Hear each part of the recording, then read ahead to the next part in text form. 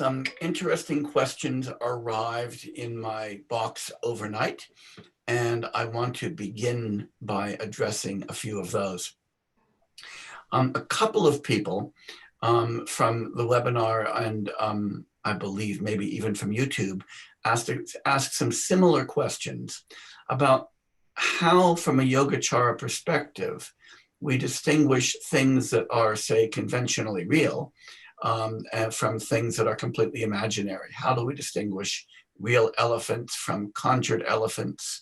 How do we distinguish the tables and chairs in front of us from the snakes that are not present in front of us, and so forth, if each of them could equally be understood as appearances of mind? And I do think that's a very important question. And it's a question that forces us to focus once again on just what the conjured elephant is standing for. It's not standing for external objects. So this is not about seeing all external phenomena as merely imaginary. That is, that a hallucinated elephant and a real elephant are equally imaginary. Rather, it's standing for the imagined nature. It's standing for subject-object duality. It's standing for the appearance of things as existing independently of us, outside of us, independent of our consciousness, perceived through a subject-object duality, with the characteristics that they appear to have being in the objects from their side. Very, very important to see that, because in that sense, imagined elephants and real elephants are the same. In that sense, snakes and ropes are the same. That is, in each case, the imputation of subject-object duality in the appearance, the imputation of the properties that we project to the things themselves is equally imaginary. That does not mean that there's not a difference in status between real elephants and imaginary elephants. That difference in status is what a distinction that could be drawn, for instance, by understanding the dependent nature. One of those is dependent purely, perhaps, on a magician or on mental activities. The other one is dependent on all kinds of other physical causes and conditions. Yogacara is not worrying about that. That is, we're not paying attention here to the actual nature of external objects or their reality, nor are we disparaging external phenomena in favor of internal phenomena, nor are we saying that internal phenomena and external phenomena are exactly the same. Rather, what we're doing is focusing on subject-object duality and on the imputation that we engage in of properties of objects as perceived to objects as they are independent of perception. And in that case, all of these things are in that sense, or in that respect, all of these things are on the same footing. If we were to treat Yogacara as an idealism that said that external phenomena are all simply imaginary, like the objects in dreams, then I think we would have to talk very hard about what distinguishes what we would consider conventionally real external objects from conventionally unreal external objects. What would the difference be between dream elephants and real elephants? And indeed, we see in explicitly idealistic Yogacara texts, like, say, Vasubandhu's Vimshataka, the 20 verses, an attempt to resolve that issue. And that's often done in terms of something like collective karma, or in terms of the relationship of those things to the kinds of seeds that are ripening in the Alaya Vijnana. But notice that's not what we're worrying about here. We're looking not at an idealistic reading of Yogacara, but a phenomenological reading of Yogacara. And on this reading, which I think is very common in many Yogacara texts, in particular the two texts that we've been reading, we are not arguing that all the objects of our experience are imagined.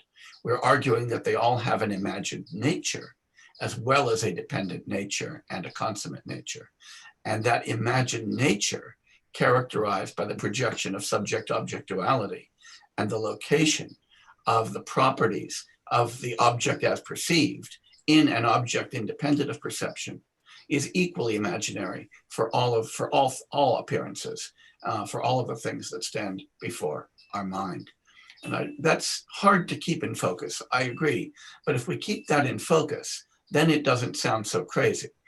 We're not saying here that real elephants are like imagined elephants, in that real elephants exist only in our minds.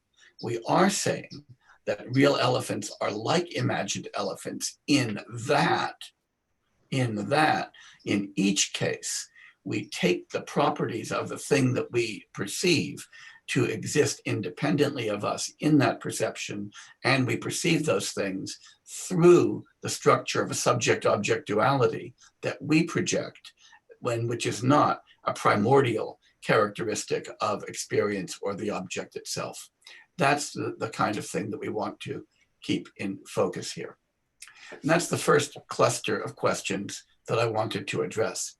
The second question is a very important question that came from the Venerable Lamsal and the Venerable Damche about the understanding of verse 30. I'm sorry, not verse 30, but rather verse 33. And that is the reading of the idea of what's happening to the perception of the piece of wood.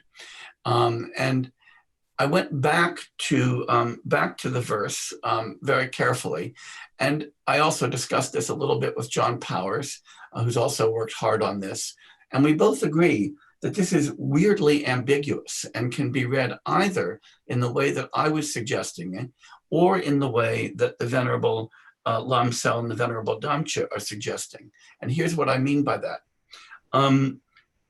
As I've translated the third line, I'm translating it, and so does the perception of the piece of wood.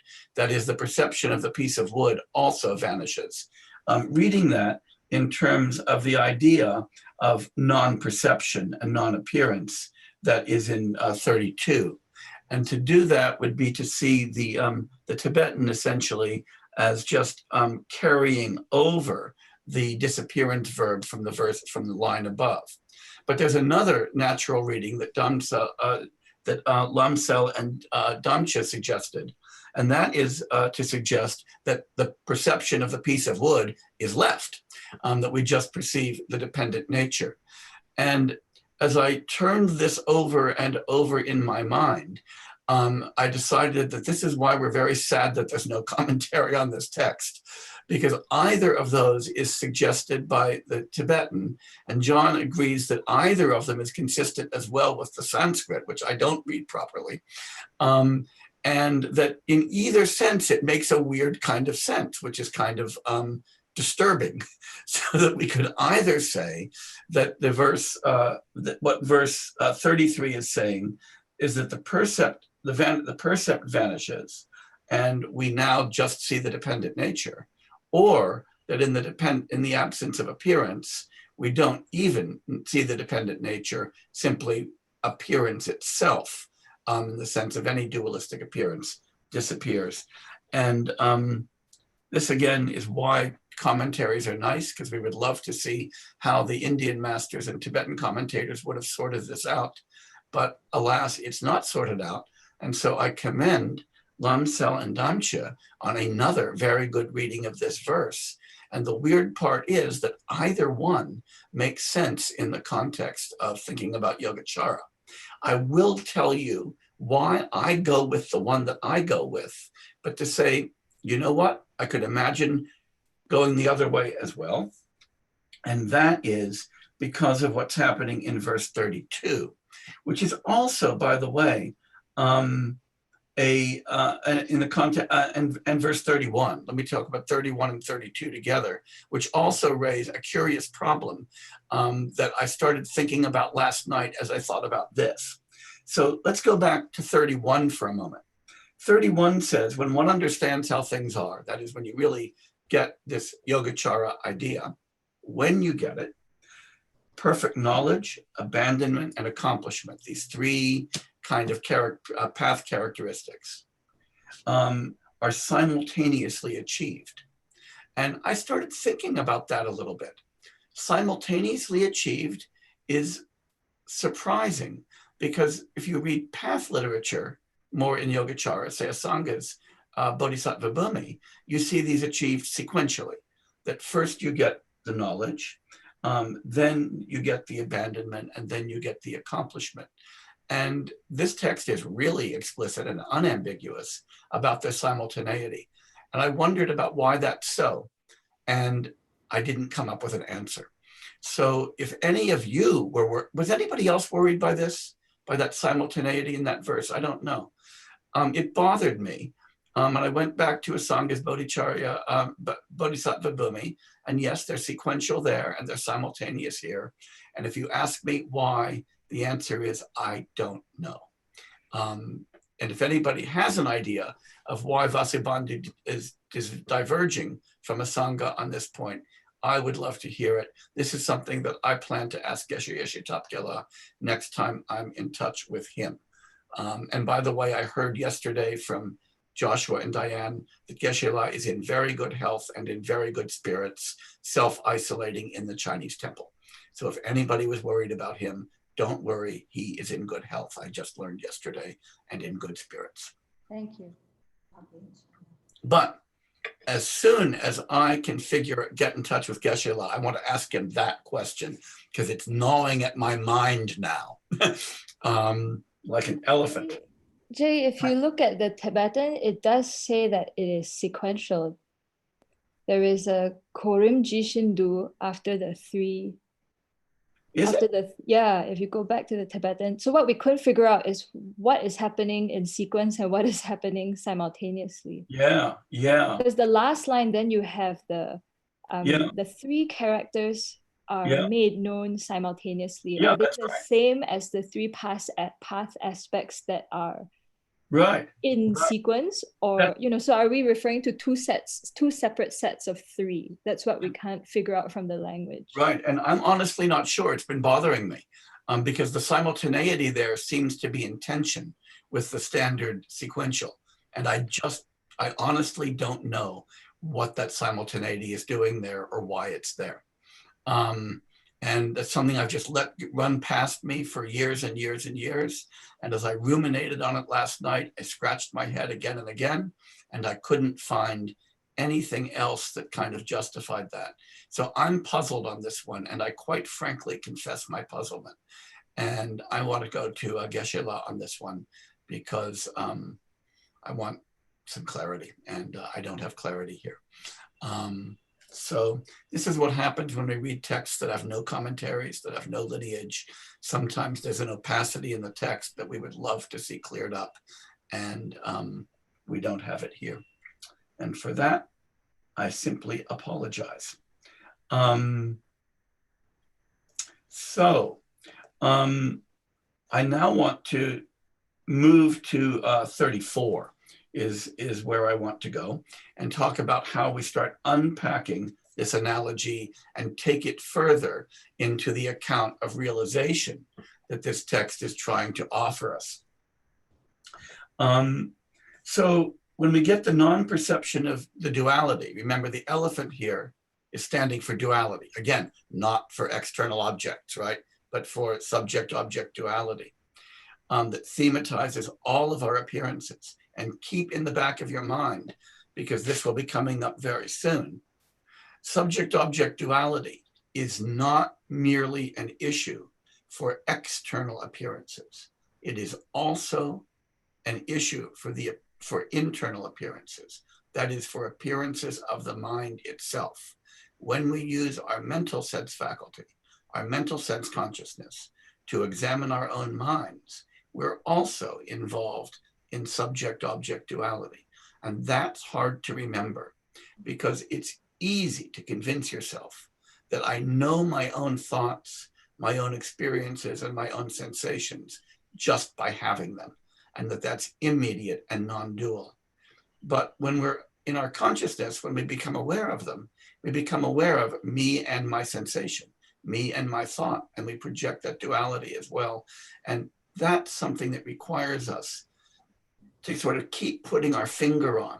So we recognize the way that delusion creeps into our awareness of ourselves, as well as our awareness of other things. So when that vanishes completely, when we sort of come out of the magic show, non-dual awareness arises. And so the text is arguing here that even though for ordinary beings like us, all, or at least almost all, of the experience we have is experienced consciously as dual, there is a non-dual awareness that is available to us. And I think there are two ways to imagine that, or two ways to think about that, that are equally useful for us. And they're not contradictory, they're just two perspectives on this. One is to think, okay, we are perfectible. Even though we are imperfect now, sometime in the future, at the end of a lot of practice, our experience will always simply be primordially non-dual in the whereas it is dual now. And I think that is, the kind of path metaphor. The other way to think about it, though, is this, and I think this is a deeper way and is not inconsistent with that, but as I would think of it, explains that even though, as we present it in our kind of evolving consciousness, as we think about it in our immediate introspective awareness, our experience is primarily dualistic. It's not primordially that way, that there's an underlying non-duality in our experience, in the imagined nature of our consciousness, to which we don't have conscious, reflective access as we introspect. But that doesn't mean it's not there. And this connects to the idea of the Alaya Vijnana by analogy. So just as our Alaya Vijnana, our foundation consciousness, is always there, although it's not available to introspective awareness, but is the underlying condition of all of our introspective thought, we can say that non-dual awareness, non-dual perception is always there, underlying our conscious dualistic experience, even though it's not available to introspective thought. And it's not available because whenever we introspect, we use this kind of conventional sense consciousness that projects duality. So there's a suggestion here that, again, we're stripping away, not adding. When we think about that path metaphor of moving from dualistic magic show experience to non-dualistic post-magic show experience, that we're not adding a new kind of experience to anything. What we're doing is stopping the superimposition of dualism on an experience that we've already had that's primordially non-dual. That's a harder one to get at, but I think that's kind of right. And if you think about it that way, then if you think that there are these moments in your life when you suddenly found yourself in a non-dual experience, you could think, well, that's that primordial non-duality poking its little head out without the superimposition, where you haven't bothered to do the superimposition. And I like to think of it that way, that our problem in living in the magic show world that we live in is not that we have no non-dual experience, but we need to get some and, kind of go to the awakening shop and buy a little non-dual experience. It's rather that what we have is non-dual experience to which we don't have introspective access because we're constantly superimposing duality. And the trick is just to stop doing that, leave the magic show, which is something that is open to us. And so in that sense, when we talk about the absence of the imagined in the dependent being the consummate, that really comes home to roost. We can stop putting the imagined in the dependent, stop superimposing the subject-object duality, but it's hard because it's a cognitive reflex. We're wired to do it. So then in 35, Vasubandhu says, so through perceiving correctly, through seeing the non-referentiality of mental states, that is, for seeing that our mental states don't correspond to the way things actually are independent of them. And that idea of referentiality is important. And we'll be talking more about that when we come to Alambana Pariksha, the investigation of the percept. The idea is that we really do think of our cognitive and our mental states as representations of or references to something that lies beyond them, rather than to think of them as a kind of non-dual unitary process in which their intentional content, their perceptual content, is an aspect of our experience rather than a separate thing experienced. So come back to, let me get you in a moment, let me finish the thought and then I'll come to that question. Come back to the analogy of the reflection in the mirror for a moment. When I look at myself in the mirror, it's easy for me to think that that reflection of me in the mirror is the mirror somehow referring to or pointing to me, rather than the mirror kind of having the aspect of reflecting me and that reflection being part of the mirror itself. So to think that it's that reflection as a kind of immediate reference to me. And that generates the duality. And instead, what we want to do is to get this notion of these mental states just as properties of our experience and not to think of them as pointing beyond. Yes, question? Just like you to go over that whole thing just once again, what you just said. Yeah, I will. Also the difference between the real elephant and the fake one. Yeah, let's do that. We're going 100 miles an hour explaining that. Okay, so let me take, and these are very closely related ideas. So when we think, when the text here says, we want to see the kind of non-referentiality of mental states. That is, the mental states are not mental states that are then connecting us to objects that are then presented in those mental states, right? Think now about the analogy of the mirror. When I see the mirror reflecting my face, I don't see two things, the mirror and the reflection, or the mirror referring to the reflection of the face. Rather, there's a single thing, there's the reflection in the mirror, right? It's one thing, not two. So the mirror isn't referring to me, it's kind of got the aspect of me in it, as it were, and that's just the way it is, rather than somehow pointing to me. But we interpret that as though it's pointing to me, right? As though there's a connection there. Similarly, when we think about how our cognitive states are working in just a natural, naive way, again, this isn't high philosophy. This is just a kind of analysis of our natural understanding of our own cognitive activity. I think, okay, what's going on?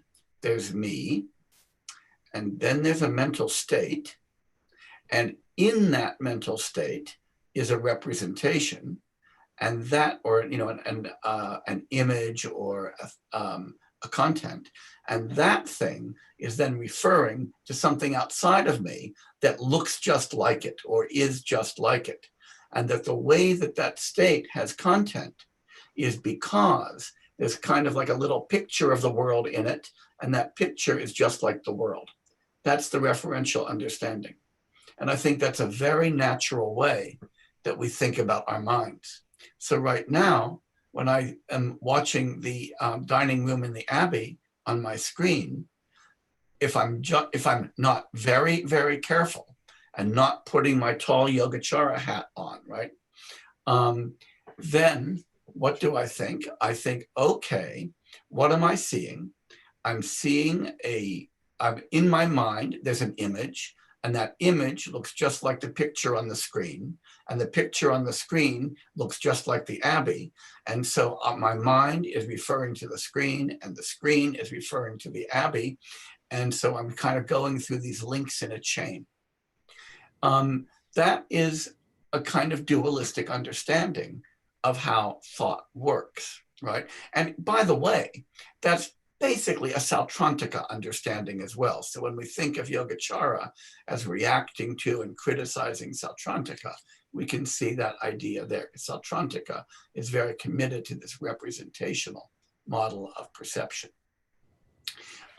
Instead, what Vasubandhu is saying, try not to think of it that way, because the only way that you could even understand a representation as representing something outside of that representation is to have a kind of simultaneous access to those two things and say, okay, I know that my thought represents the screen because my thought looks just like the screen.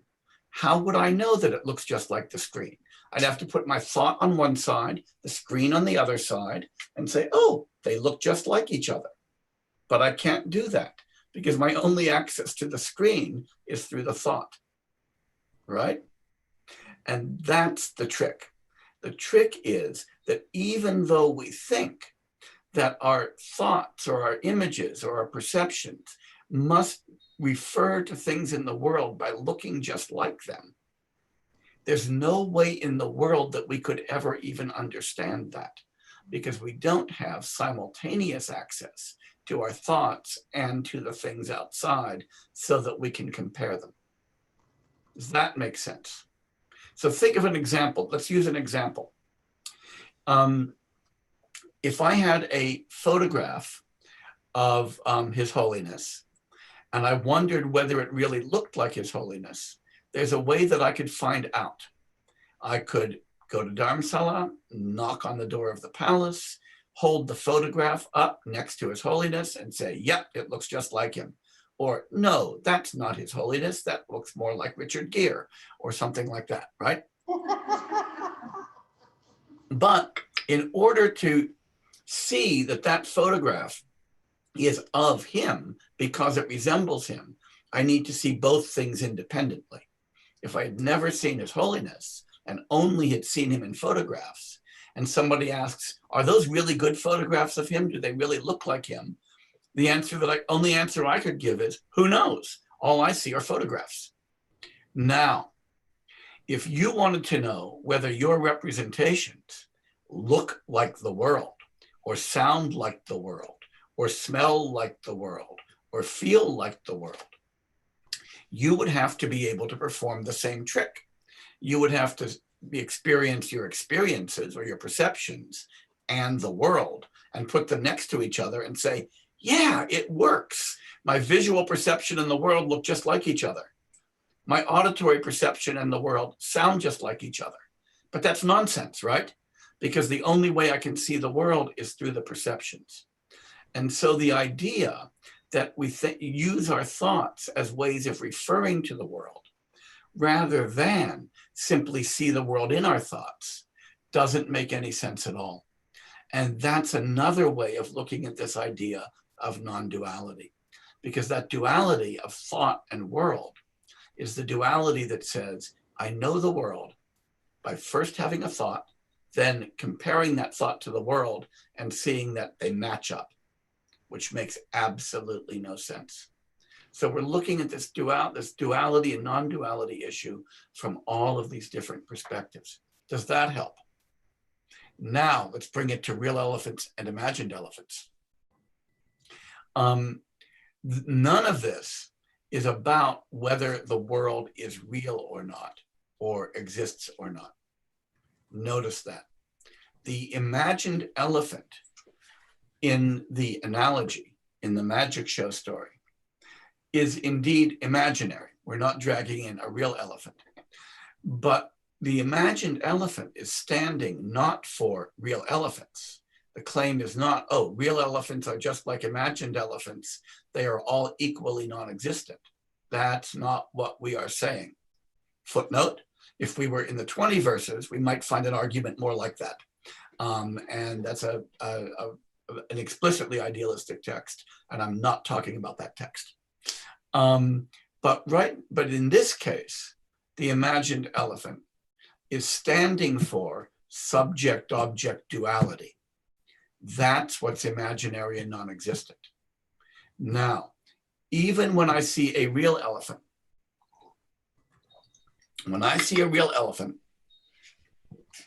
even though the real elephant is real, the subject-object duality that I superimpose in that experience is unreal.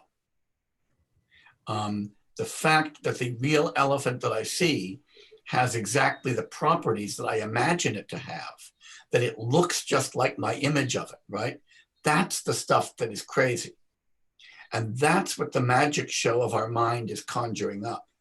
So the claim here is not that the magic show is conjuring elephants, but that the magic show is conjuring an imagined nature of those elephants.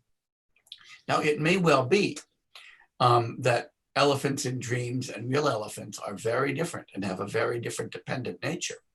And we can make sense of that. One of them comes about through a bunch of physical causes and conditions that involve elephants, and one involves just stuff happening in our brains. The point, though, is that in either case, there's a superimposition of subject-object duality. In either case, there's an assumption of this kind of referentiality and resemblance that is implicated in that subject-object duality. In either case, we manage, through the magic show of our mind, to misunderstand the nature of our own experience. So this is not a thesis about whether reality is imaginary. It's a thesis about whether the aspects of reality under which we experience it are part of reality itself or superimposed by us. And the claim is those features in the imagined nature are superimposed by us through the mantra of our mind. They are unreal. Does that help? So these are very tightly tied together, all of these ideas. Last part, that last line. The last line? The last line I said, I think, was that in either case, whether we're talking about imaginary, dream, hoped for, wished for, perceived, stepped on, external objects, internal objects, doesn't matter. Whatever the object is, when we experience it in our ordinary, natural way of experiencing, we superimpose a subject-object duality that can also be understood as a referentiality or a kind of similarity of the mental state to the thing outside. And that is not part of the thing itself.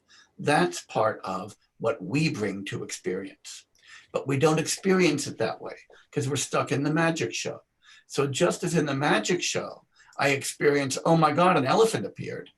In the magic show of my mind, I experience, oh wow, objects in front of me as subject. My thoughts, fortunately, look just like the objects, sound just like the objects. And notice all of that is nonsense, right? We can see that it's nonsense. We can reason into the idea that it's nonsense. But reasoning into the idea that it's nonsense doesn't get us to stop seeing it, any more than the fact that when I draw those little arrows in the Mueller-Lyer illusion and know that I'm drawing them, it stops me from seeing the illusion. So this is really talking about the difference between the natural way that ordinary beings like us understand our own experience and what that experience is like. And so it's putting a kind of screen or a wall between us and our own experience, saying that even our own experience is misunderstood and misexperienced by us. And that's a kind of profound self-alienation that Yogacara is pointing to. And I think that's why it's so hard.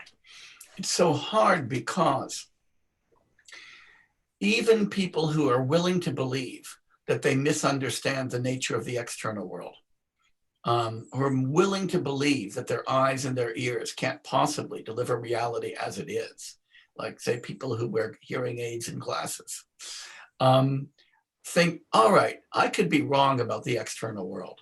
I could misunderstand that, but how could I be wrong about my own immediate inner experience?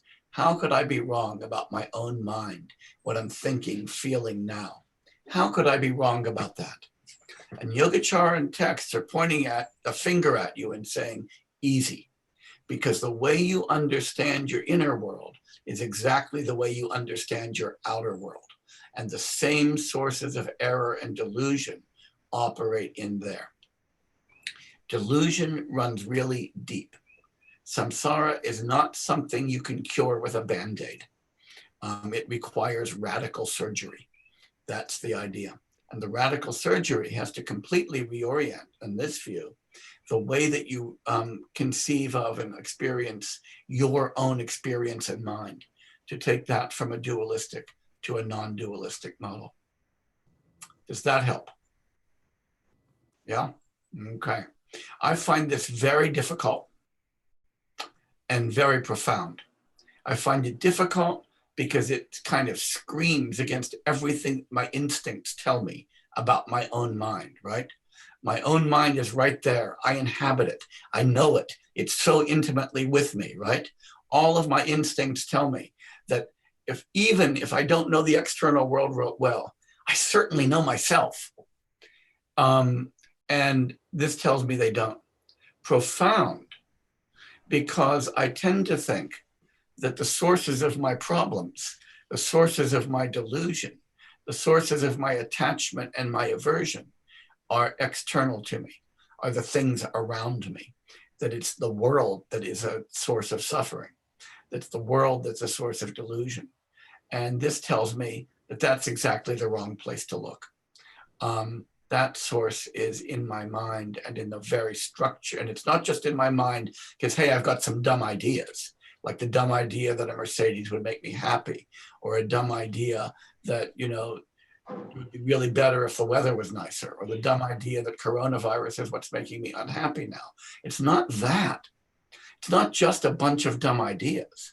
It's a completely screwed up way of understanding all of experience, including my inner experience. That's why I see it as so profound. And that tells me the job is really bigger than you might think it is. The job is not kind of like cleaning up your room. The job is rebuilding your house. And that's kind of how I think that these texts give us a kind of very profound wake-up call.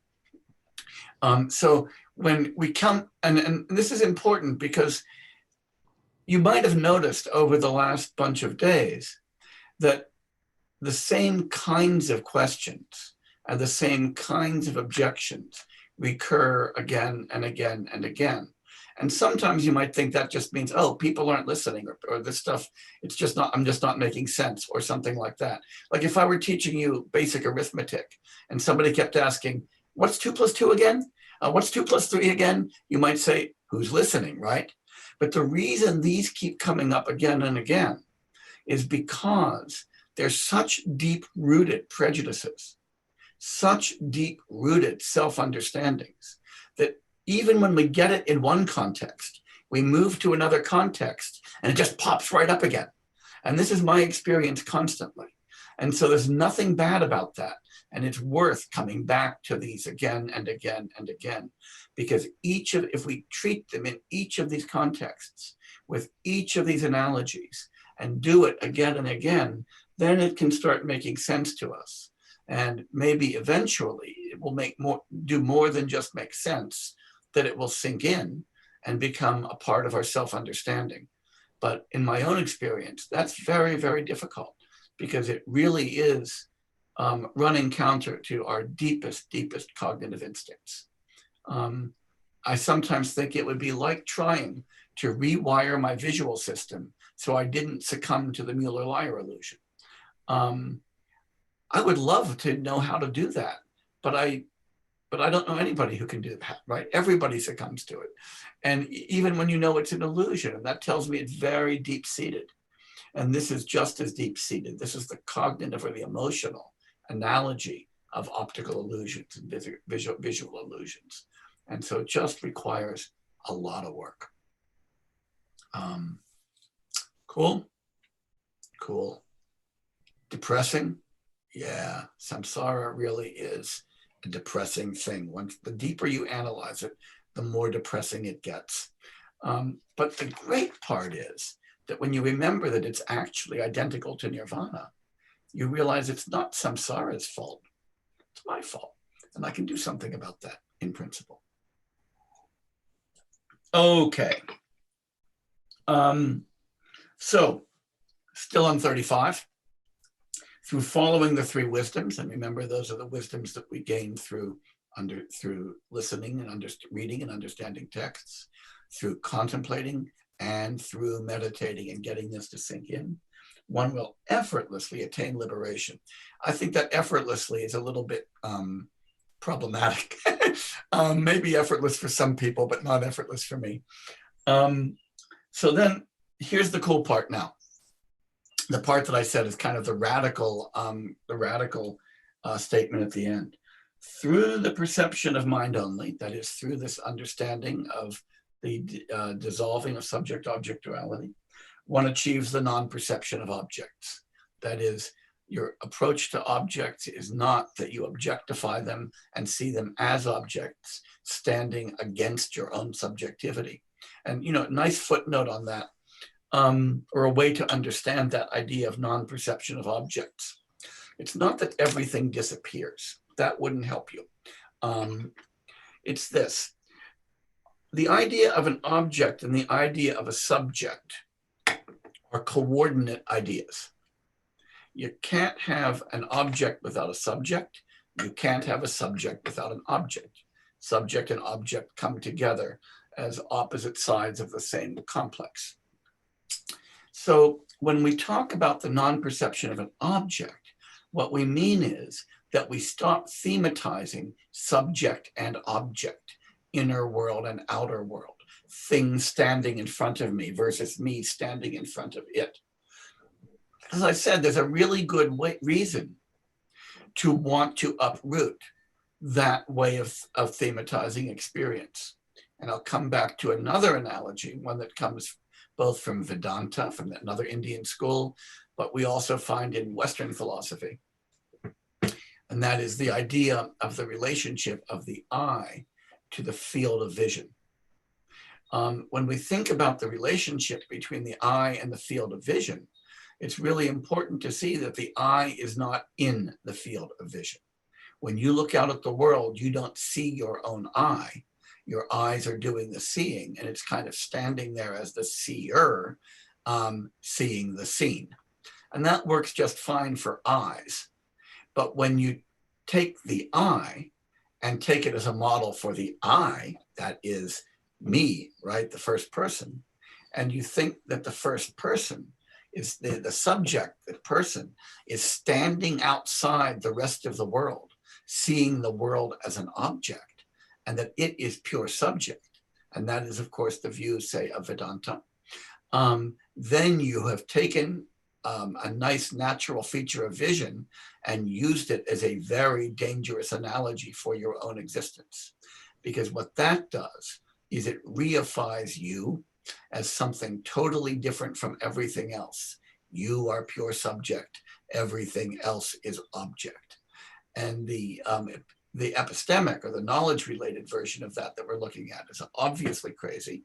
We are as much objects in the world as anything else is, but it's also a morally problematic idea. Because if you're really that special, that you are the one thing that stands transcendentally outside of the world, then you turn out to be a really important thing indeed. And that generates the kind of moral self-grasping that is the counterpart of epistemic self-grasping. And subject-object duality brings in its train that complex. So when I think of the world as my object and me as the subject, that is just another way of saying I exist intrinsically in a way the rest of the things don't exist, right? And that is a form of self-grasping. Really important to see that, because even if we do in the intellectual work of the sevenfold analysis that Chandrakirti suggests, and we do the whole chariot analogy, and we convince ourselves that it doesn't make sense to think of the I as identical to or different from the aggregates, or the possessor of the aggregates, or in the aggregates, et cetera, et cetera. Even when we do that analysis, if you think to yourself, I am doing that analysis, and that analysis is the thing that I am doing as my object of knowledge, you have just thrown the analysis out the window. And so you've thrown the self out of the front door, and it's snuck back in the back door to do the analysis, right? And that is so persistent and so hard to do. Anybody who thinks that no self is hard to understand is just not real smart. But anybody who thinks no self is easy to get rid of just by understanding is really dumb, right? It's pretty easy to learn the analysis and to understand that the idea of a self is crazy. But typically, when we understand that the idea of the self is crazy, we then say, I now know that the idea of the self is crazy. And we just smuggled it right back in. So the subject-object duality really is very, very deeply pernicious. And when you get rid of the non-perception of objects, the verse says, there is also the non-perception of mind. Now, that is so in two senses. One, I'll call the superficial sense. We no longer experience the mind as an object. And I want to emphasize that most of the time, we do experience the mind as an object. And as I said, you can get yourself to understand that by asking yourself whether you are your mind or whether you have your mind, whether you are a psychophysical complex or a thing that has psychological and physical aggregates. And even though we know how to do the analysis that convinces us that we can't be a thing, a part that has them, we nonetheless reflexively think of ourselves that way. So to the extent that the mind is conceived dualistically, we don't see that as an object. But the deeper understanding here is that when you get rid of objects, you get rid of subjects. And I think this is very important because very often you will hear that the problem with Yogacara is that it deprecates the object and reifies the subject. But here we see that Yogacara is saying, this Yogacaran text is saying, when you get rid of objects, you get rid of the subject as well. Because it doesn't make sense to say there's just a pure subject with no object. Instead, this whole framework of subject and object is what we want to get rid of. It's a pernicious framework. The fact that it's natural doesn't make it good. Now, takes us to verse 37. Through the non-duality of perception arises the perception of the fundamental nature of reality. That is, really arises this kind of understanding of the consummate nature, which is the perception of dependent origination, dependently originated phenomena, without the superimposition of the imagined, without superimposing subject-object duality, without thinking that as I experience objects, I'm somehow replicating the properties of objects in my own mind, and that the objects themselves exist somehow just as I experience them. And through that arises the perception of the radiant. That is, we really understand this kind of this blissful nature of reality. And that allows us to achieve the Buddha bodies. And I always, if I were translating this today and not a bunch of years ago, I wouldn't have used the expression Buddha bodies, which I've come not to like. I would use the expression embodiments of Buddhahood. I think of the idea of the Dharmakaya, the Sambhogakaya, the Nirmanakaya as three embodiments of awakening. I think that's an easier way to think about that in English. Otherwise, you sort of have this weird image in your head of a Buddha with these three, bodies kind of walking around like zombies. And that always strikes me as kind of weird. But three ways of embodying awakening in our physical being, embodying awakening in our experience, and embodying awakening in our knowledge of reality. So three embodiments of Buddhahood is the way I think of that. And through that, through possessing that awakening, you can benefit not only yourself, but also others. As we know, when we chant that the refuge and the dedication, we want to attain awakening, not just so that we can be really pretty cool people, but so that we can be of benefit to countless sentient beings. And that, of course, is going to be common to any Mahayana text. And now I pause for questions and a long, deep breath before we turn to Dignaga. Isn't that a beautiful text? Do you like this text? I hope you do. I just think it's wonderful. I hope it's really by Vasubandhu, but if it's not, it's by somebody who's just as good.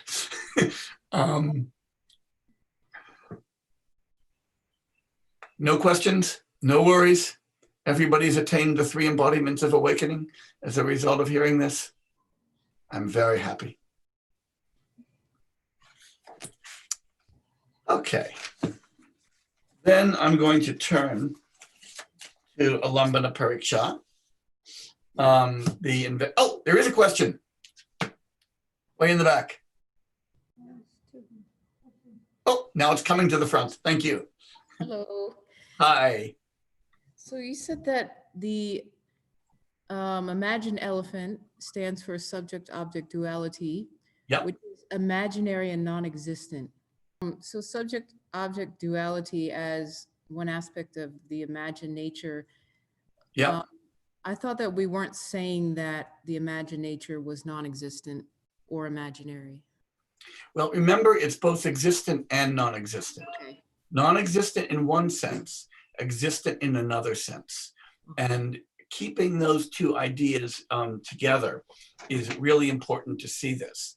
That is, it is existent as the nature of our objects as we experience them. So right now, when I'm seeing you, that you have as an object as my experience and imagined nature. That is, that subject-object duality is part of my experience, and it's existent in that sense, but it's non-existent in the dependent. That is, I am superimposed. It's existent in the sense that I'm superimposing it. It's non-existent in the sense that I'm superimposing it. It's not there on it from its own side. And so that's the sense of being existent and non-existent. And that's not a contradiction. That's just two different senses. And we have to hold both of those together. We have to hold them together because if we don't pay attention to the existent part, we don't take seriously the analysis of our pathological experience. If we don't hold on to the non-existent part, we don't take responsibility for that being our projection rather than something coming from the object side. So to go back to an analogy that we used a few days ago when we talked about how this functions in the Samdhinirmochana Sutra, if we think about the floaters in your visual field, there's a sense in which they are existent. If you weren't experiencing floaters, you wouldn't be at the ophthalmologist's office. And it's good that you're only experiencing 6 of them and not 60 of them, she says, right? And so there's a difference between truth and falsity with respect to them. There really are 6 floaters and not 60 floaters, right? But that, then you don't turn to her and say, oh my God, you mean they're real things? She says, no, they're not. They're an illusion caused by this disease in your eye. So they're real in one sense, but they're unreal in another sense. Okay. And that's how we want to think about the imagined nature. Thank you. Does that help? Yes. Yeah, this stuff is so hard to keep together because it's all these delicate moving parts. But the more you keep them, you turn them over in your mind and put them together, the more it starts making sense. Other questions before we move to Dignaga? Going back to the idea of the wood. Yeah. When in your written commentary, that one that was published, you said that the wood is the dependent nature. Yep. So if the wood vanishes, then the dependent nature vanishes? The wood doesn't vanish, the perception of the wood does. In that reading. And that I think is also important, to really focus on that, because the sense of perception here is the subject-object duality perception. That is, you stop seeing the wood as an object, just as you stop seeing the elephant as an object. Now, the dependent nature's got to be there, right? Because what we're talking about is the dependent nature emptied of the imagined, that's the consummate. And that's what we want to have non-dual perception of. But dualistic perception of the wood vanishes. That's important. With the dependent nature, like, is there the absence of the imaginary nature in the dependent nature is the consummate? That's right. We just look at the dependent nature as dependent arising. We can just see dependent arising. So is it, can you not come at the dependent nature by just seeing it as dependent arising? And then seeing that we're doing more of an ultimate analysis where we're investigating the dependent nature to see whether it actually has the imagined nature in it. Then you'd be getting at the consummate, but we can just look at the dependent nature as dependent arising and not have to see. I'm not articulating that very well. You're actually being very clear, and that's a very good point. And what you're doing, and the reason that it's so clear, is you're talking about how we would do this, say, from the standpoint of a Madhyamaka analysis. And I think that's exactly right. But this is trying to turn the perspective slightly so that here's what you can do in seeing the dependent nature. Remember what I said a moment ago. I want to give you the analogy and then I'll come back to it.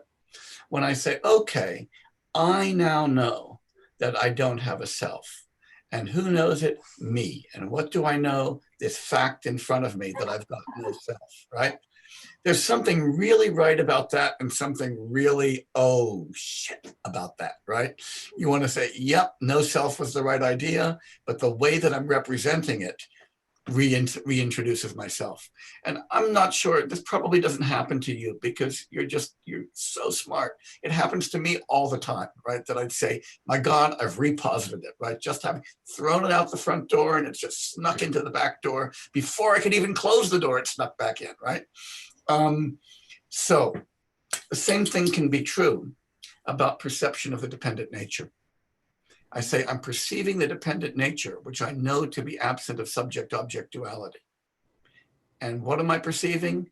This object of knowledge, the dependent nature and its absence of subject-object duality. That's my object of knowledge, and I'm the subject of that knowledge. And I say, oh, I threw the subject-object duality out the front door by analysis, and it came back in the back door by cognitive reflex. And what Vasubandhu is trying to do here is he's saying the trick isn't just perceiving the dependent nature. The trick is not perceiving it that way. And that's the subjective issue. And so this relates then back to your comment that you said that Geshe Ashitapke said that if you don't have the imagined nature, you wouldn't even be able to make a cup of tea, because without the appearance of subject-object duality, you wouldn't be able to have objects outside of you to be working with. Bingo, bingo. Thank you. That's right, exactly. And isn't this horrible? I mean, it's constantly bringing us back to the way that our instincts contradict our analysis.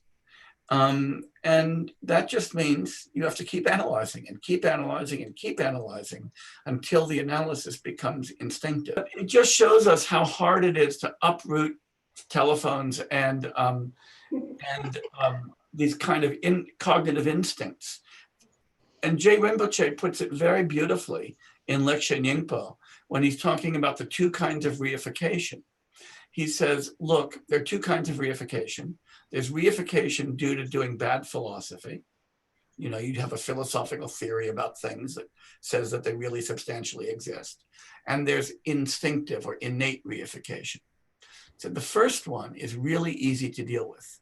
You can undo bad philosophy just by doing good philosophy. The second one is really hard. That requires practice.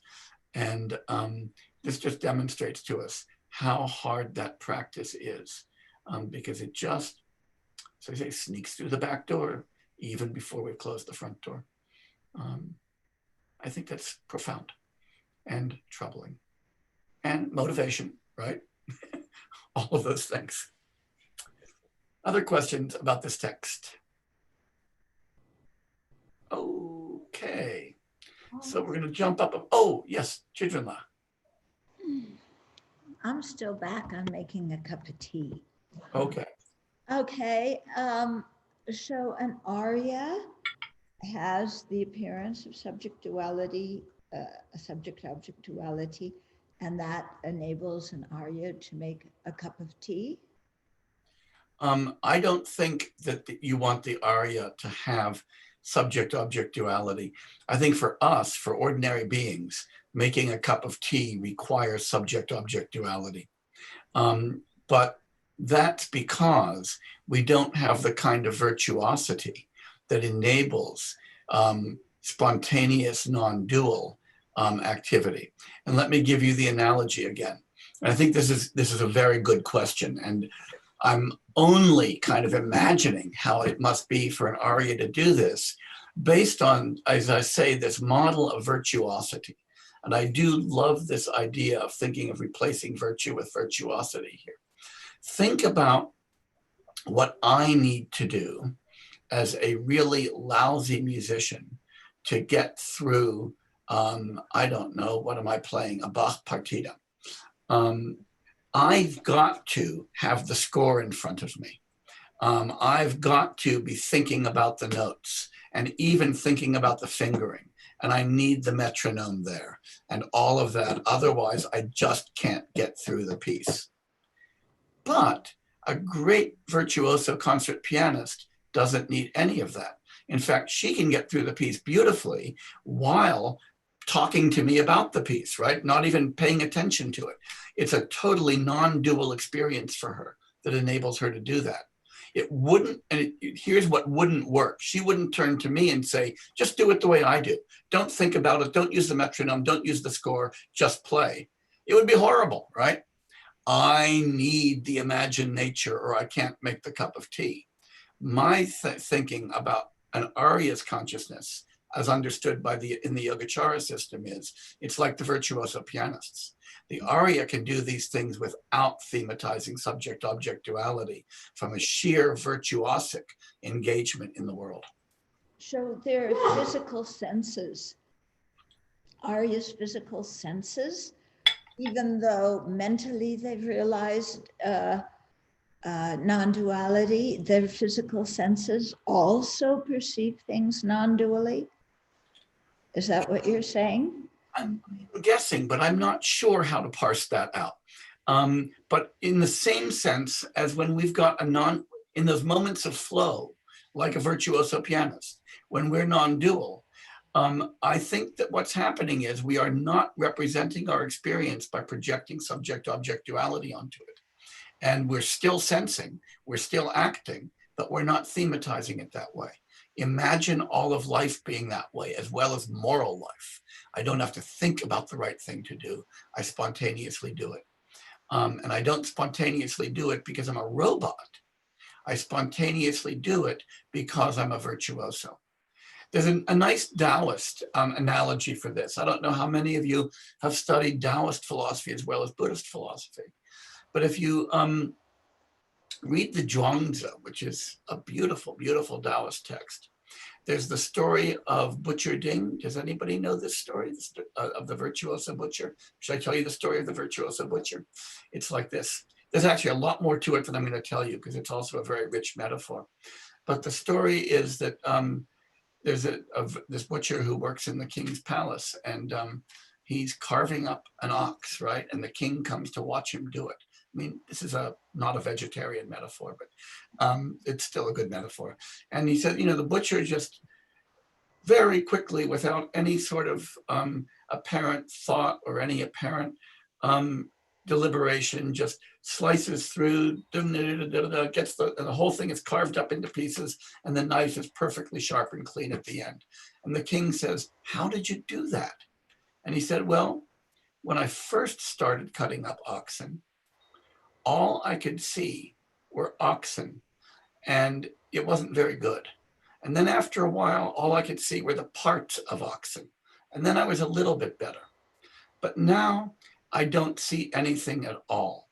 My knife finds the spaces in the joints and goes through them. And where there's infinite space and an infinitely thin blade, there's nothing to obstruct it." And the knife finds the grain of the meat and cuts with it. And at the end, I look at it and I'm just amazed at what just happened. The king says, my God, a butcher has taught me about life.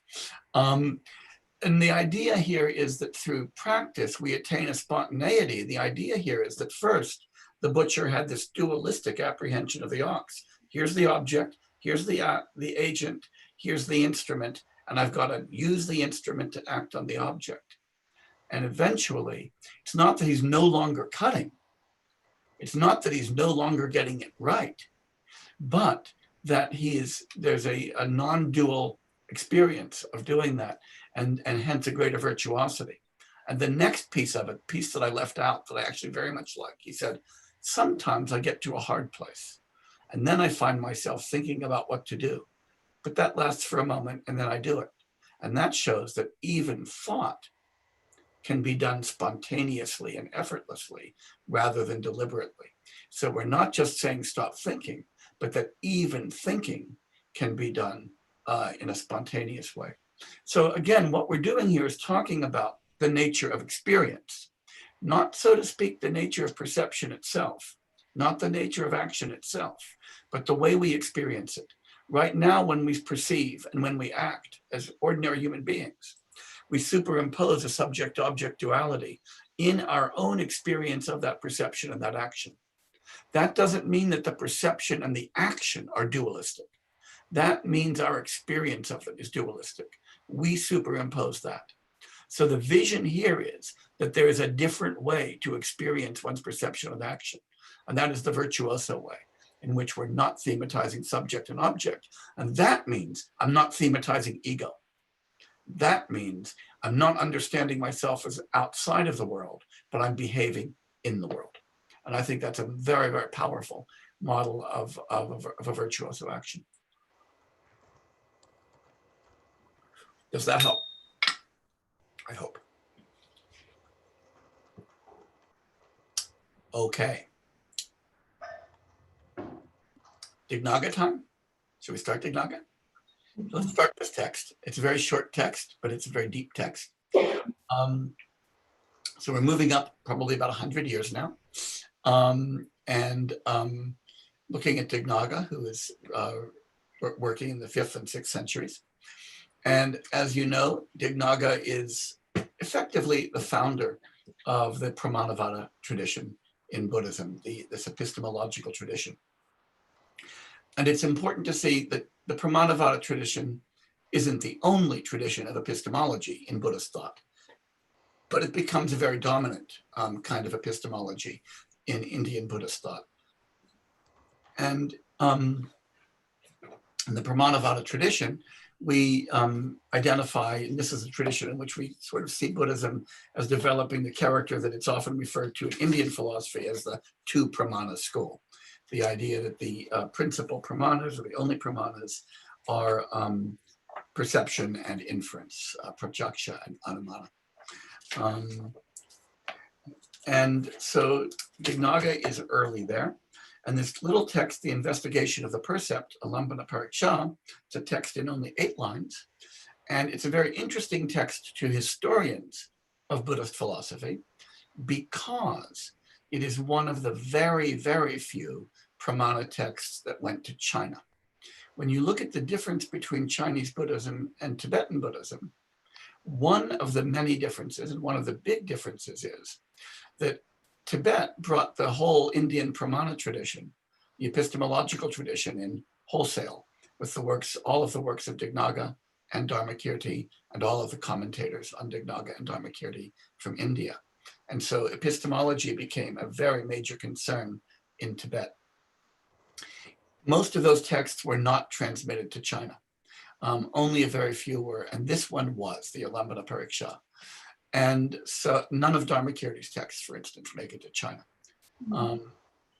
And as a consequence, we have this really interesting commentarial history on this text, with a set of commentaries that make it into India, into Tibet, and a set of commentaries that make it into China. And there's one other nice twist to this.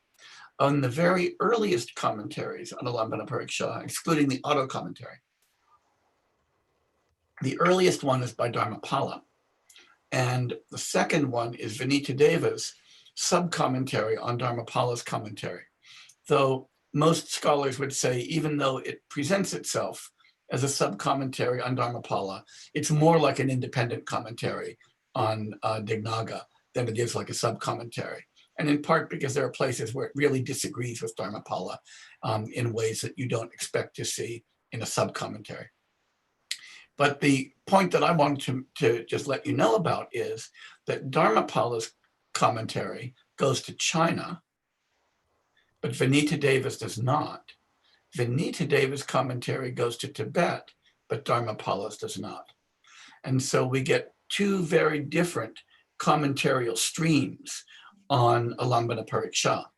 And the reason that our team, this was the work that I'm presenting to you and the translation that you have, was done by a team of scholars, including Geshe-Geshe Topkin, worked on this text is because we were really interested in the differences between Chinese commentaries on this and Tibetan commentaries on this, and what that difference between a Dharmapala version, the Vinitadeva version, would look like. So that's what got us interested in this in the first place, was just trying to say, hey, how does the same text look really different in Tibet and India when we've got when we've got commentaries in each case. So that's just a bit of history of the project. And so what we did was we translated and studied both this team translated the Indian and Tibetan commentaries, and another team worked on the Chinese commentaries. And we actually finished our work and they gave up. So that's not because they were lazy. It's largely because they had so much more stuff to work with. The Chinese commentaries are gigantic and really difficult, and they just ran out of steam and fell apart. We stuck with it, but we had an easier task, I have to say. So when we look at the commentarial history of this text in India and Tibet, what do we have? We have the root verses itself, the 8 verses.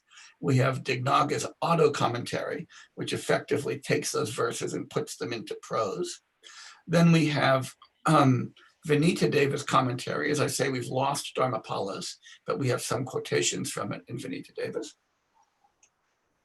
And then we have commentaries by Gungtang Rinpoche, Dendal Harampa, and Geshe-Geshe Topka.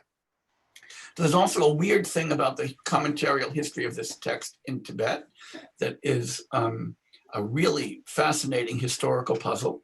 And if anybody solves it, I'll be really impressed. The text, the root text and the Vinitadeva commentary are translated very early in the massive translation of Tibetan texts, Indian Buddhist texts into Tibet. And then they just sit there. Nobody does anything with them in Tibet. Nobody does anything with them in Tibet. They're translated about the 9th, 10th century. They sit there, they sit there, they sit there. And suddenly, in the 18th century, after no interest in these texts, 2 different scholars, each of them from very remote areas on the Amdo-Mongolia border, independently write commentaries on this. Neither of them seems to be reading the other ones. And they write very good commentaries. And then it's ignored again and ignored again and ignored again until it gets picked up in the 21st century. So this text has a very strange history. Verses from it are quoted other places, but it sort of emerges and submerges, and then emerges for a little bit and submerges. I think of it as like that turtle, the blind turtle of the ocean. Every so often it sticks its head up, gets through the golden ring, and then it disappears again for another few kalpas. So the history of the text is strange, and I don't have much explanation for that. Nobody does. In China, on the other hand, it was an extremely influential text, and people studied it continuously in China from about the 6th century to the 20th century. And there were commentary after commentary after commentary written continuously through that period, right up until early 20th century commentaries, because this text was used as part of a movement in modernizing China, in the Buddhist version of the New Confucian movement, because when China was encountering the West in the 19th century, and early 20th century, there was this move in China to say, hey, we're modern too, and we've been modern for a long time. And part of the argument was, we're modern because we had pramana. And the pramana they had was Alambana Pariksha and its commentaries. So it's got a very different history in China than it does in Tibet. That's fascinating to me. But we're not going to be worrying about those historical issues. I just wanted to give you a kind of sense of the unusual nature of this very tight little text. So, any questions about any of that? Okay. The other thing to say, Geshe Yeshe Topka's commentary to this text, which I think is just gorgeous. Oh, let me actually talk about this. The commentaries are of different forms. And that's a kind of nice thing to see too, because when we look at this set of commentaries, we learn a little bit about commentarial practice. And that's a nice thing to see. So Vinita Deva's commentary is a very nice scholastic Indian commentary of the kind you sort of expect. It takes each verse, it explains it in great detail, connecting it to other texts and other doctrines, and really kind of does what you sort of expect a big Indian Shastra-style commentary to do. And that's fine. Then we get to Gungtung's commentary. And Gungtung's commentary is very much a kind of tiny pith meaning commentary. It's, you know, a few folios long. It's very, very short. It does not go through the text verse by verse. It just sort of says, here's the really important points of this text and what I care about. Then we get to Dendal Harampa's commentary. And Dendal Harampa's commentary is a commentary of a very different form indeed. It's a doxographic commentary. What it does is use the text as a kind of platform for looking at the relationships between Vaibhashika, Sautrantika, Yogacara systems, and reads the commentary through the lens of Gelugpa doxography, and does a beautiful job of that. It's absolutely stunning erudite commentary, but sets it in this doxographic frame. And then when we get to Geshe Yeshe Topka's commentary, which he wrote for this occasion, his commentary is, you know, what we call sometimes a grand commentary. It's a commentary that looks back at the history of all of the other commentaries and sorts them out and explains their relationships to one another, of the kind that, for instance, Tsongkhapa writes when he writes Sashitikchen, his commentary on Nagarjuna's Mula Madhyamaka Karika, that's self-consciously looking back at Buddhapalita, Chandrakirti, Bhavaveka, and earlier Tibetan commentaries and sorting them out.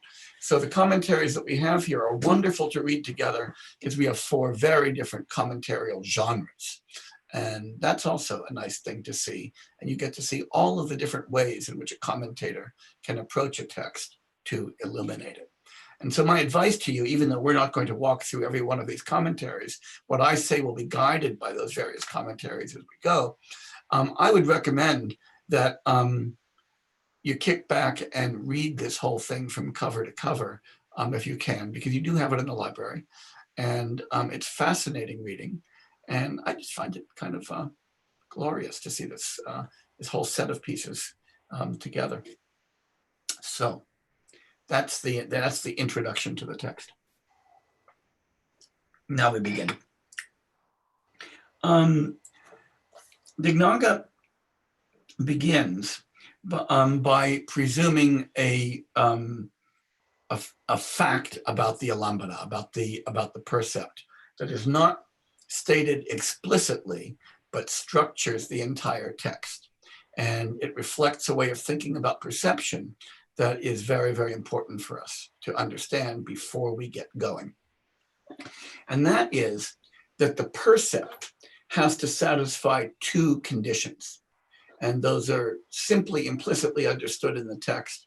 One of the things that we did when we did this translation is we did a lot of research to try to figure out what the history was of this presumption of the 2 conditions on the percept. And as far back as we went, every text in India, Buddhist and non-Buddhist, had this assumption of these 2, and nobody sort of states it explicitly or gives a source. So it seems to be something that Indian philosophers, Buddhist and non-Buddhist alike, simply took for granted. And it makes total sense. A percept has to both be the thing that causes perception and the content of perceptual representation. It has to both be the content of my experience and the cause. If those two things come apart, we don't have perception. And it's important to see that that's what structures this entire text. So for instance, if I right now hallucinate an elephant and an elephant appears, but it's actually caused by the fact that somebody put LSD in my tea this morning, then that's not a case of perception. That's a case of hallucination. The elephant appears, but it's not caused to appear by an actual elephant. So the percept is the experience is one thing, the representation is one thing, the cause is another. On the other hand, if there's an elephant in front of me and it causes me to see a cow because my eyes are really, really bad and I don't have my glasses on, then again, we don't have an actual case of perception.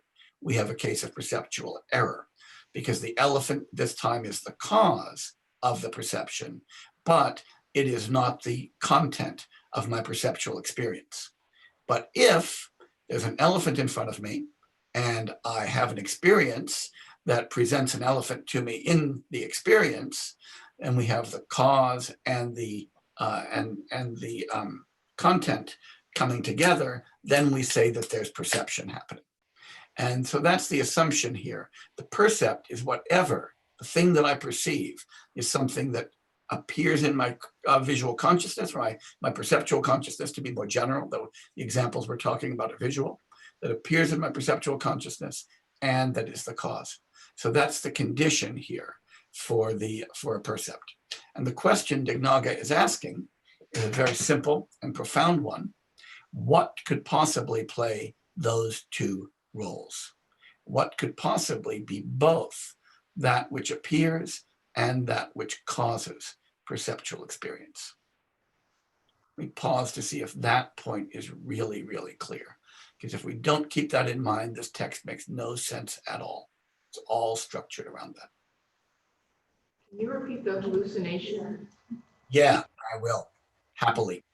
So suppose that a really bad thing happens, that somebody sneaks into my house overnight and sees my teacup sitting next to the pot where I make my tea in the morning and crumbles up a little bit of LSD to put it in there, thinking it will make my teaching this morning much more entertaining.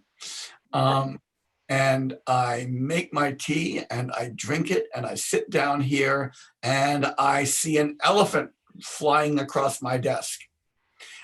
Question, did I perceive an elephant? Answer, no. I hallucinated an elephant. And there's a big difference between hallucinating and perceiving.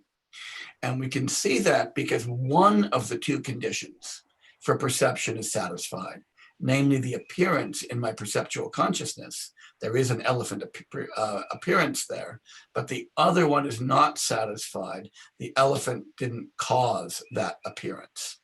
The LSD caused the appearance. And we don't want to say, oh, what I really perceived was LSD, because I didn't perceive the LSD. If I had perceived it, I wouldn't have drunk the tea.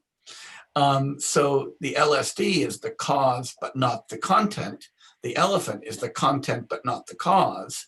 What we want in real perception is for those two things to come together, right? That's what you want in perception. And that's what Dignaga is presuming. And he says, when you've got that, you've got the percept. And his question is, what could possibly be both the cause and the appearing object? Does that help? Yes. Yeah. And once again, I want to point out, I'll get to the question in a moment. Once again, I want to point out, Dignaga does not explicitly state this, nor does he argue for it. But this presupposition on the percept, on the alambana, is absolutely universal in Indian epistemological thought, Buddhist and non-Buddhist. And it would have just been totally natural for Dignaga to assume that his audience understands that those two conditions are what we care about. And then he structures the whole text around the dilemma that we have posed by those two conditions. Question? Well, my understanding is, other than Vaibhashika, all the other schools say that a cause has to precede the result. So nothing could be both cause and content. Dignaga is actually going to tell you later on in this text that in the case of perception, we can think of them as simultaneous as well as sequential. And the reason for that, and the reason that's important, and maybe now it's time to talk a little bit about words. The term he's using here is alambana, or mikpa. And it's important to see that the idea of the alambana or the mikpa is very much connected to the four kinds of conditions, to one of the four kinds of conditions, which is the alambana prachaya or the mikpa kane. And when we think about that mikpa kane, that perceptual or that supporting condition, we think of that as a simultaneous cause or a simultaneous condition. So right now, for instance, the table on which your computer sits is the cause of your computer not falling to the floor. And it is an alambana prachaya, it's a support, and supports have to be simultaneous with the things that they support. So it's a kind of simultaneous condition. And it's called the alambana prachaya because alambana means this kind of hanging down from, right? Or depending on, really depending, right? Hanging down. And so when we think of something hanging from a hook, for instance, the hook and the thing hanging from it have to be simultaneous for that kind of dependency to work. And as we get to verses 6 and 7, we're going to see Dignaga really emphasizing that the perceptual condition should be in an important sense simultaneous, and in another sense sequential. So the idea of simultaneous conditioning here is very, very comfortable, and it's comfortable in Madhyamaka and in Yogacara and in Pramanavada in this sense. And that's really why we're talking about alambana here. So you have to draw, these connections are important. That's a very good question. Very good. Go over that again. Excuse me? Go over that again? Okay.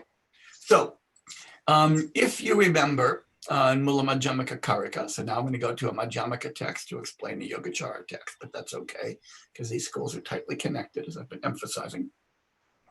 We have four kinds of conditions. And in general, in Buddhist thought, we think of these four kinds of conditions. We have a dominant condition, an immediately preceding condition, a causal condition, and an alambana condition, I'll just say for now. Excuse me? What's the last one? Alambana, like alambana pariksha. So I'm deliberately using the Sanskrit because I'm now going to talk about how to understand that one. And when we think about alambana, alambana has got the kind of etymology of hanging down from. So it's the same etymology that the English word depending has, right? Pending down, right, from something like pendulum. But it's usually it's often translated as the simultaneous condition, or in the context of perception, the percept condition, because alambana can mean percept for this reason, or the supporting condition.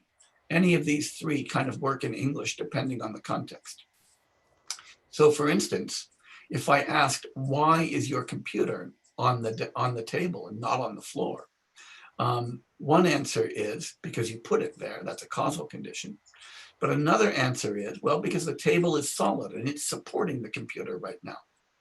And in that sense, we're talking about an alambana condition, and a simultaneous or a supporting condition. And if that's going to happen, the table and the computer have to be there simultaneously. It doesn't work to have the table there a little before and then the computer, or the computer there a little before and then the table. They've got to be simultaneous so the table doesn't fall down. And this word alambana that we have in the Sanskrit here, or mikpa, that we have in the Tibetan, really is bridging this idea of the object that we see in perception, but also the idea of supporting and being simultaneous kind of condition. In the context of the four conditions, we think of it in terms of simultaneity. And the fact that this is alambana pariksha, not artha pariksha, right? Not tin takpa. It's not vishya pariksha. It's not yul takpa. It's alambana pariksha, mikpa takpa. And that is because we're worrying about this perceptual condition that can have this simultaneous relationship with respect to perception. And that's a big part of Yogacara and Pramanavada, thinking about the perceptual process. Does that help? And about the directness of perception. So you're right that conditions are often thought of as preceding the things that condition, but some conditions can also be teleological conditions. Why are we talking about this? So that you will understand. And so that's a condition that sort of comes after and helps this. So we don't want to get too hung up on that sequential nature of the causal relation, because when we're thinking about conditions and dependent origination, we have to think about not only things that precede, but things that are simultaneous. And that shouldn't be too surprising when we think about, for instance, the dependence of wholes on their parts. The parts are simultaneous with the wholes. And if we think of the dependency of parts on their wholes, the parts are simultaneous with their wholes. So we're very familiar in Buddhist thinking about dependent origination of the simultaneous as well as the sequential aspects of dependent origination. And indeed, that becomes explicit in this text in verses 6 and verses 7, where Dignaga really talks explicitly about the simultaneity of this condition. Does that help? Okay, good. But you're right.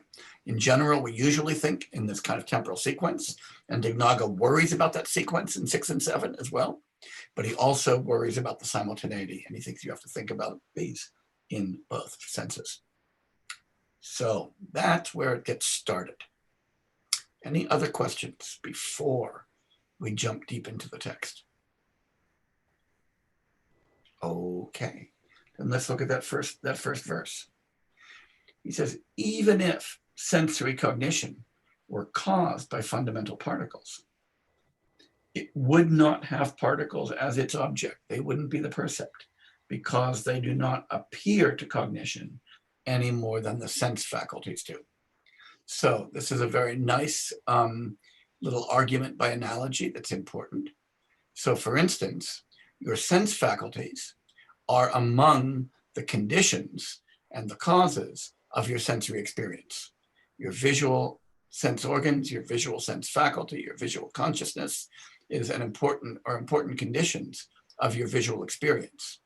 But we wouldn't say that your visual sense organs, your visual faculty, or your visual consciousness are the objects or the alambana, the percept when you see things. So when you look at an apple, you don't say, oh, I'm seeing my eye and my visual sense consciousness. Oh, and an apple. They're not part of the percept. So just being a cause isn't enough. You also have to appear. Now, the idea here is that if we're thinking about the causes of visual perception, the causes, what you would think would be these, external objects.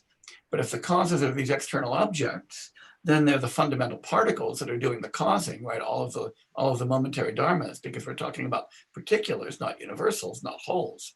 So if you think that the tiny little particulars, the evanescent dharmas, are doing the causing, that might be true, he says. Fine, I'll grant you that. But they don't appear. When I look at the world, I'm not seeing fundamental particles. I'm not seeing momentary dharmas. I'm seeing whole apples, whole cups, whole pots, whole people. And those aren't the kinds of things that can be causes. Why not? Well, they're universals, they're collections.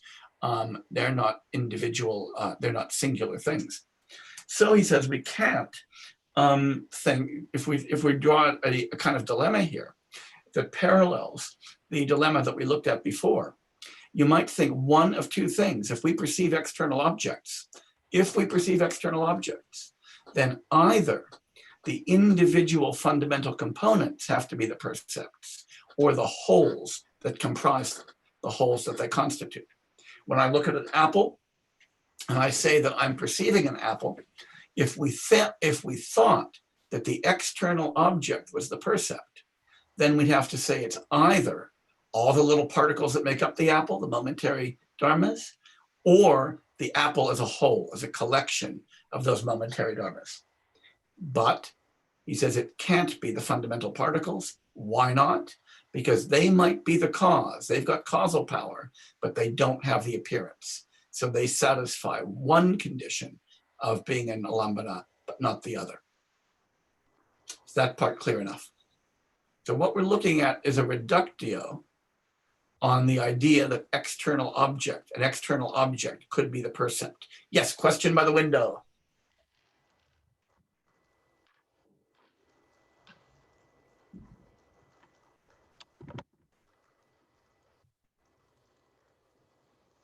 I wanted to make sure that I understood you right. When you were explaining this, I think you were saying that neither the sense faculty, as it says in the verse, could be the percept, but also you said, or the visual consciousness. Did you? Oh, I tossed that in to say there's a whole lot of things that we could say are causally relevant.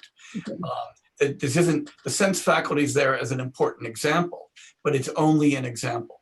Lots of things cause perception, but just because something is a cause of perception, we don't say it's the thing perceived.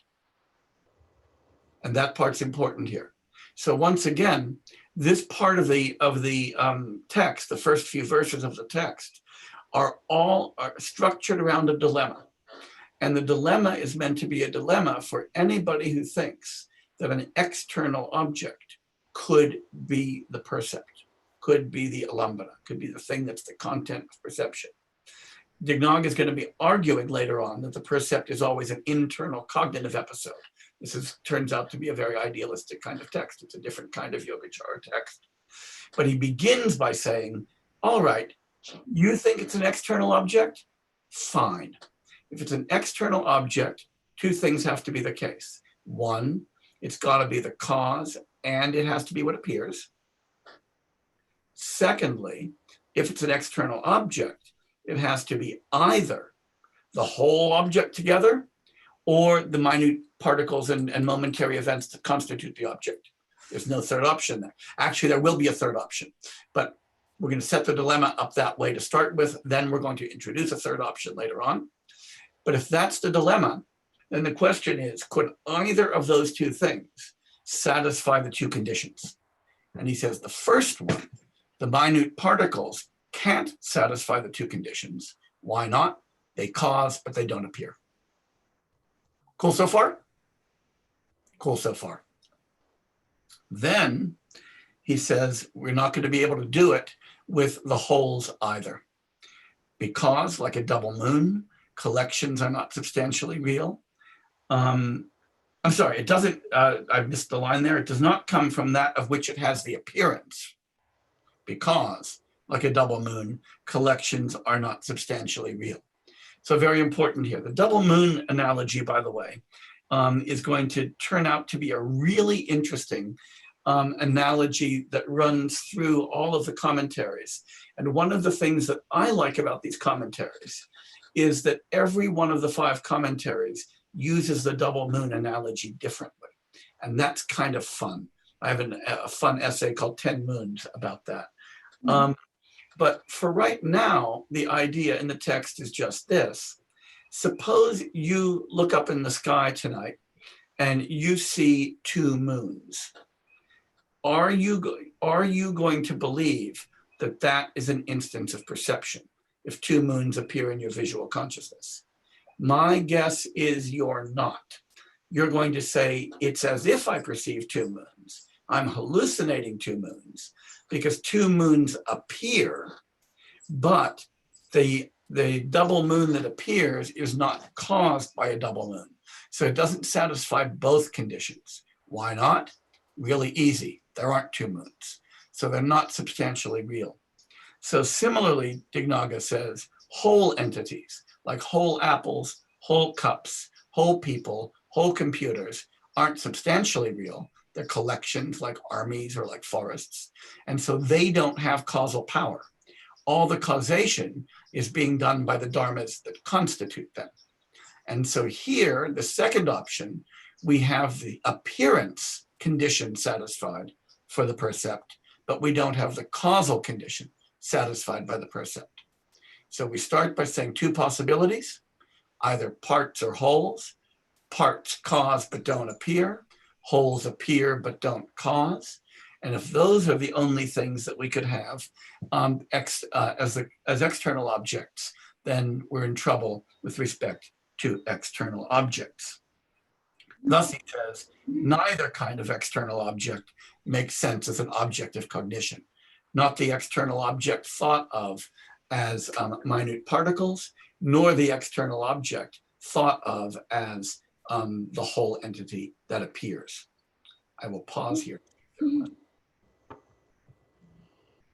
Can you explain why a collection isn't substantially real? Yes, we can explain that because both in Madhyamaka and in Yogacara thought, collections are merely conventional entities that are imputed on the basis of their members. And the important point is that they do not have real causal power. The causation is happening from the parts of the collection.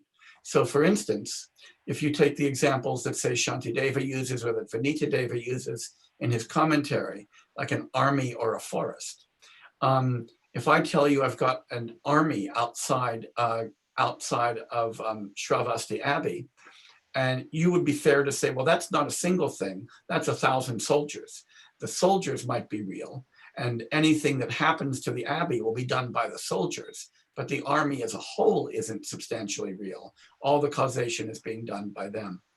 And this is a very common mode of analysis that we find in Madhyamaka and in Yogacara thought. And it's kind of the basis of neither one nor many arguments as well. Does that make sense? The causation is happening at the kind of micro level. And since what's real is what can cause things to happen, what can perform a function, the whole is held not to be real. Now, footnote, we're about to get a third position that we'll start with tomorrow, that is the major issue in the Chinese commentaries, and it gets very short shrift in the Indian and Tibetan commentaries. But that's where we're going to pick up tomorrow when we start picking up with verse 3. Other questions remaining on verses 1 and 2 before we dedicate merit, because we're already at that point.